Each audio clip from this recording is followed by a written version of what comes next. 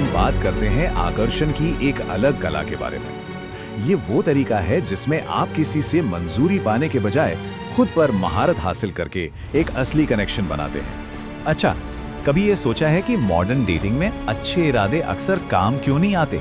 मतलब कुछ लोग जितनी ज्यादा कोशिश करते हैं उतना ही कम असर होता है।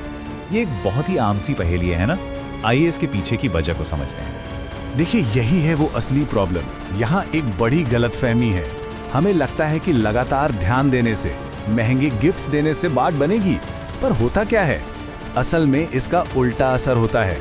आप जरूरतमंद और असुरक्षित नजर आने लगते हैं और आपके ध्यान की कीमत ही घट जाती है।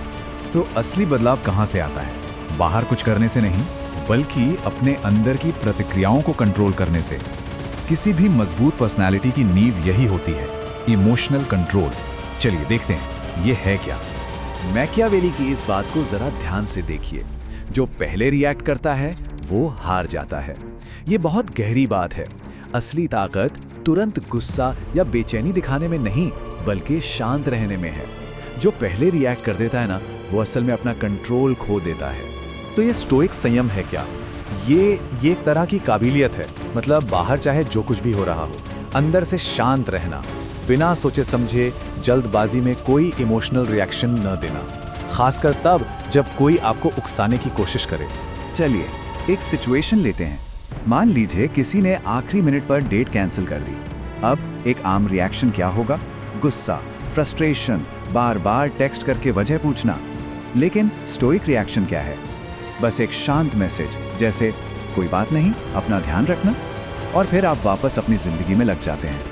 देखिए, ऐसा करने से आप अपनी वैल्यू बचाते हैं और ये दिखाते हैं कि आप इमोशनली किसी पर डिपेंडेंट नहीं हैं।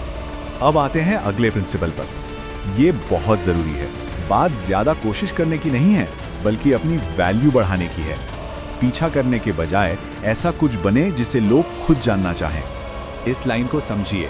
आपका ध्यान, आपकी अटेंशन एक करेंसी की तरह है।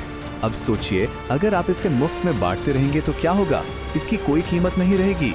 जिन चीजों को कमाना पड़ता है, जो आसानी से नहीं मिलती, उनकी वैल्यू हमेशा ज्यादा होती है। तो एक हाई वैल्यू इंसान की पहचान क्या है? देखिए, उसके पास डेटिंग के अलावा भी एक मकसद होता है, चाहे वो करियर हो, फिटनेस हो या कोई और मिशन। वो अपने समय की कद्र करता है। उसे दूसरों से वैलिडेशन नहीं चाहिए होता। और सबसे जरूरी बात, वो दूसरों को अपनी दुनिया में बुलाता है, न कि अपनी दुनिया छोड़कर किसी और के पीछे भागता है।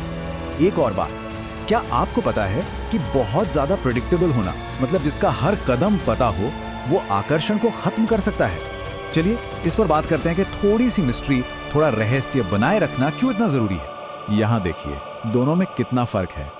एक तरफ है वो इंसान जो पहली मुलाकात में ही अपनी पूरी कहानी बता देता है, हर बात, हर फीलिंग समझाता है, हमेशा अवेलेबल रहता है। नतीजा, वो एक आदत बन जाता है, कोई एक्साइटमेंट नहीं बचता। और दूसरी तरफ है वो इंसान जो धीरे धीरे खुलता है, जिसके बारे में जानने की उत्सुकता बनी रहती है। ये जिज्ञासा ही तो आकर्षण को जिंदा रखती है। अब एक बहुत बड़े बदलाव की बात करते हैं।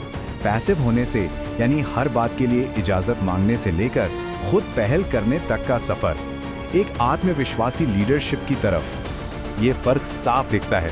पूछना जैसे, क्या मैं किस कर सकता हूँ, या तुम क्या करना चाहती हो, ये सब अनिश्चितता दिखाता है। इसके बजाय लीड करना, मतलब माहौल को समझना और उस हिसाब से एक्ट करना, या ये कहना कि मुझे एक बढ़िया जगह पता है, चलो वहां चलते हैं, ये आत्मविश्वास और दिशा दिखाता है, जो एक बहुत ही आकर्षक क्वालिटी है। तो अब इन सभी बातों को एक साथ जोड़ते हैं और अपने आखिरी लक्ष्य पर आते हैं, एक संप्रभु या सॉवरेन इंसान बनना। इसका मतलब क्या है? ये इस पूरे विश्लेषण का सार है। आकर्षण वो चीज नहीं है जिसका पीछा किया जाता है। ये तो एक अच्छी, संतुलित और उद्देश्यपूर्ण जिंदगी का नतीजा है जो अपने आप मिलता है। जब आप अपनी दुनिया, अपना सम्मान, अपनी शांति बनाने पर ध्यान देते हैं, तो आकर्षण खुद ब खुद आपकी ओर खिंचा चला आता है। तो आखिर में बस एक सवाल, क्या आप दूसरों से मंजूरी ढूंढ रहे हैं, या एक ऐसी हकीकत बना रहे हैं जिसे किसी की मंजूरी की जरूरत ही नहीं है? फैसला आपके हाथ में है। संप्रभु बने।